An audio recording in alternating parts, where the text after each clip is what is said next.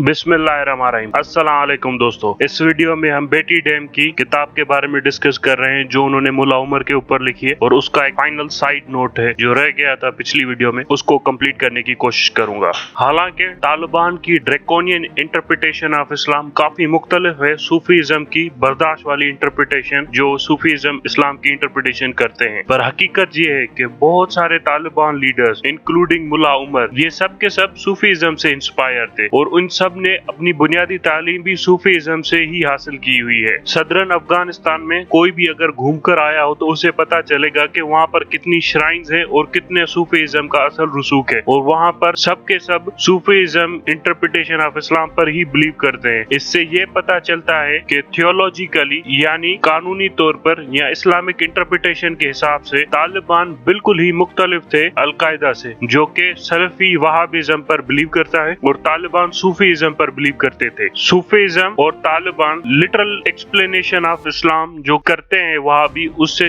काफी ज्यादा नापसंद करते हैं। हालांकि मुल्ला उमर तो एंथ्रोपोमॉर्फाइजिंग ऑफ गॉड की फलसफा जो वहाबिज्म से उसे काफी ज्यादा तनकीद का निशाना बनाते रहे हैं। वहाबिज्म जहाँ पर अकल से इस्लाम को पढ़ने की कोशिश करता है, तो सूफीज़म जो सदरन अफगानिस्तान में है वो समझते हैं कि हर कोई अपनी अकल से ही इस्लाम तक नहीं पहुंच सकता, बल्कि जज्बात से और अपने एक्सपीरियंस से ही वो इस्लाम की हकीकी मायना तक पहुंच सकता है। और जिन्होंने इस तरह के एक्सपीरियंस से और जज्बात से गुजरे थे वो हकीकत में खुदा के बहुत करीब हो जाते हैं और किसी न किसी फॉर्म से खुदा से कम्युनिकेट करते रहते हैं, और लोग उनको बुजुर्ग या सेंट्स बुलाते हैं। मिसाल के तौर पर मुल्ला अब्दुल अली देवबंदी जो कि काफी ज्यादा मजहबी स्कॉलर रहे थे तालिबान रिजीम में, और जिस पर मुल्ला उमर भी काफी ज्यादा भरोसा करते थे अपने रिलीजियस फैसले सुनाने में। उनसे किसी ने 90s एरा में तालिबान के दौर में एक सवाल पूछ लिया कि लोग कहते हैं कि होली पर्सन्स होते हैं, वो हमें देखते हैं और वो हमारी बातें भी सुनते हैं, हमें क्या करना चाहिए उस पर। तो फिर बाबा जी ने कहा था कि जो लोग ये सब बातें करते हैं उनका मकसद ये होता है कि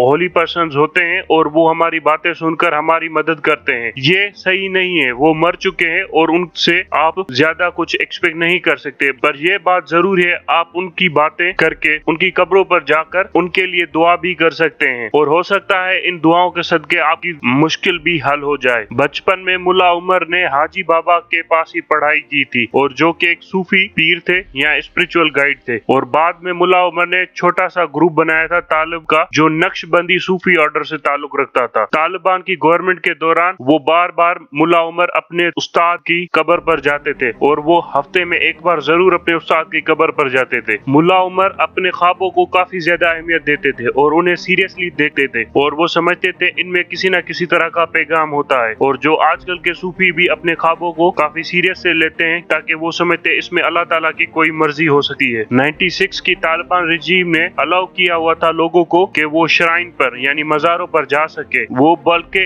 इनकरेज करते थे लोगों को मज़ारों पर जाने के लिए। और यहाँ पर अलकायदा और तालिबान में इख्तलाफ हुआ करता था। सलफी वहाबीज यानी अलकायदा के लिए ये सब कुछ मजाक था, और वो काफी ज्यादा तनकीद भी करते थे तालिबान के ऊपर। एक वक्त यहाँ तक आया दो अलकायदा मेंबर यूसुफ अल अयारी और अबू मूसा अल सूरी, उन दोनों ने ये लिखने की कोशिश की कि क्या तालिबान अहले सुन्नत से हैं या कि वो सुन्नी है। बाद में अलकायदा के वो दोनों मेंबर इस बात पर तो एग्री हो गए कि तालिबान अहले सुन्नत से ही हैं, पर वो इस बात से एग्री ना हो सके कि ये जो मज़ारों पर जाते हैं ये सही है या गलत है। यहाँ पर आपको सल्फी जहादिस्ट मूवमेंट और तालिबान की प्रो सूफीज़म आइडियोलॉजीज का क्लेश नजर आता है। हालांकि जो एक्सपीरियंस है हमें वो बताता है कि तालिबान जो कि सूफीज़म पर बिलीव कर सकते थे वो भी काफी इंटॉलरेंट और ड्रैकोनियन हो सकते हैं अगर कुछ बुनियादी आइडियोलॉजिकल लाइंस क्रॉस की जाएं। यानी सूफीज़म भी किसी हद तक सख्त हो सकता है अगर बुनियादी हकायक चैलेंज कर दिए जाएं। मिसाल के तौर पर एक सूफी पीर अब्दुल्ला जाकरी, उसने काफी ज्यादा सख्त एहतजाज किया और सिनेमा तक को जला दिया था कंधार में, क्योंकि 1959 में गवर्नमेंट ने ये ऐलान किया था कि ऑफिसर्स की औरतें को बुर्का नहीं पहनना पड़ेगा और वो बुर्का नहीं करेंगी और वो जैसे चाहे अपनी जिंदगी बसर कर सकती हैं। इस ऐलान के बाद मुल्ला अब्दुल्ला जाकरी ने, जो कि काफी बड़े सूफी पीर थे, उन्होंने पूरा सिनेमा का सिनेमा हॉल ही जला दिया था। तालिबान का सूफीज़म का फॉर्म काफी सख्त है और वो काफी सख्त इंटरप्रिटेशन पर ही डिपेंड करता है। फॉर एग्जाम्पल उन्होंने म्यूजिक को बैन कर दिया। ये पुरानी तहजीब से जन्म लेता हुआ आया है, क्योंकि सदरन अफगानिस्तान में या यूं कह ले गाँव में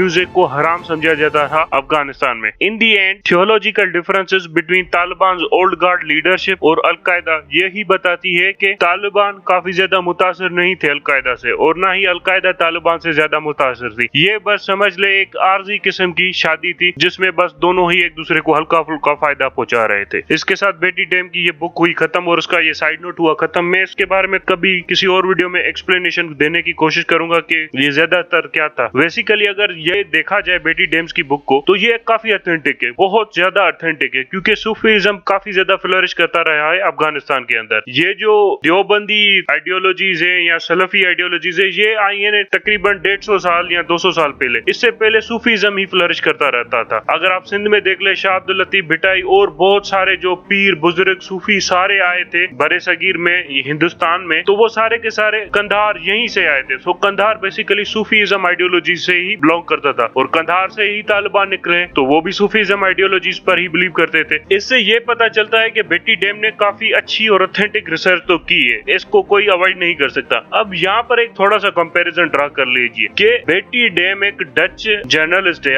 अफगानिस्तान आती है, किताब लिखती है और चली जाती है, और कितनी ऑथेंटिक और स्वीट सी किताब लिखकर चली जाती है। यहाँ पर आपके सलीम साफी है जो पश्तो में है और खैबर पख्तूनख्वा में बैठे हैं, और बहुत सारे आपके पश्तून जर्नलिस्ट है वो झक की झक मारते रहते हैं और कोई किताब भी नहीं लिख सकते। ये हाल है आपके जर्नलिस्टों का, ये हाल है आपके पाकिस्तानी जर्नलिज्म का। पूरा दिन पश्तून पश्तून करते रहते हैं, खैबर पख्तूनख्वा में बैठे रहते हैं और मुल्ला उमर के ऊपर एक ढंग की किताब भी नहीं लिख सकते। और वो कहाँ की डच की फिलोसोफर आती है और यहाँ पर आकर एक इतनी इन डेप्थ और इन डिटेल बुक लिखकर चली जाती है। सो हमें बड़ा कुछ सीखने की जरूरत है कि हमारे जर्नलिस्ट सिर्फ झकी मार रहे हैं या सारा दिन बस सियासत में घुसकर बैठे हुए हैं सहाफत को छोड़कर। सो इन्हें कुछ लिखना तो चाहिए जो ऐसा मटेरियल हो कोई बंदा पढ़े कुछ सीख तो सके। इनसे बस अजीब ही दास्तानें लिखवा लो। उर्दू न्यूज़पेपर को तो मैंने पढ़ना ही छोड़ दिया, पता नहीं बस सारा दिन अपनी रोमियो जूलियट की कहानियां लिखते रहते हैं और कोई इन डेप्थ और रिसर्च बेस्ड मवाद नहीं लिखते। ये बुक मुझे सबसे ज्यादा पसंद इसलिए आई कि इसमें उसने अपने सारे रेफरेंसेस दिए हुए और काफी ज्यादा रिसर्च की हुई है। मुझे लगता है कि आप लोगों को भी पसंद आई होगी। प्लीज मुझे कमेंट करके जरूर बताइएगा कि आपको बेटी डेम्स की बुक पसंद आई नहीं पसंद आई, और तालिबान और सूफीज्म का क्या चक्कर है मुझे इसके बारे में भी जरा बताइएगा। Thank you very much.